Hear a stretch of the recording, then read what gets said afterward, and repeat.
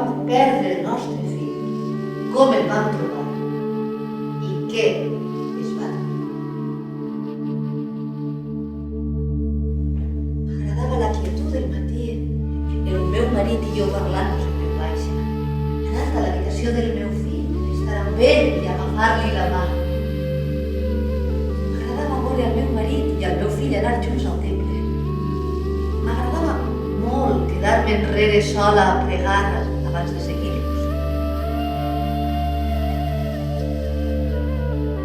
No puc dir el seu nom. Lluís. Sé que alguna cosa es trencarà dins meu si el pronuncie. I tenien a veure amb el temps. El temps que converteix un xiquet de Bunquers tan indefens en un infant. I després el fa esdevindre un home jove, amb paraules i pensaments propis i sentiments secrets.